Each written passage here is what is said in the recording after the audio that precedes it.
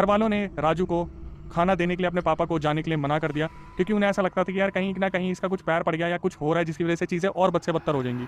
लेकिन यहाँ पर राजू के अंदर जो एंटिटी थी उसका तो एक बहुत बड़ा प्लान था।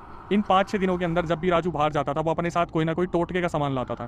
कभी एक नारियल लाया, कभी राई के दाने, कभी लौंग, कभी इलायची, और धीरे धीरे उसने ये सारी चीज़ें इकट्ठी की। और 5-6 दिन के अंदर जब एक रात सब सो रहे थे, उसने नारियल को घर के बीचों बीच गाड़ दिया और बिल्कुल सफाई से उसे इस तरीके से दफना दिया कि घर वालों को कभी पता ना चले। लेकिन ये जब टोटके वाली पूरी प्रक्रिया हो गई, 1-2 दिन बाद जब राजू अपने कमरे में बैठे हुए थे, उनके शरीर से शायद वो एंटिटी निकली और किसी काम से बाहर गई। तभी उनके जो पितर थे, चाचा जी, वो उनके शरीर में आते हैं और दादी और मम्मी के सामने बोलते हैं कि इस घर के बीचों बीच एक टोटका गड़ा हुआ है, उसे निकाल के फेंक दो। अभी वो एंटिटी बाहर गई हुई है और मैं जितना उसे रोक सकता हूँ रोक रहा हूँ, पर वो बहुत ज़्यादा एग्रेसिव एनर्जी है, मैं नहीं रोक पा रहा। तो वो जो टोटका है उसे निकाल के फेंक दो। दादी जी एक चीज़ पूछती है कि हम कैसे यकीन कर ले कि तू इसका चाचा ही है, हो सकता है कि तू वही एंटिटी हो और अपनी आवाज़ बदल के बोल रही हो। इतने में वो जो एंटिटी है वो वापस आती है और चाचा को उस बॉडी से धकेल के निकाल देती है।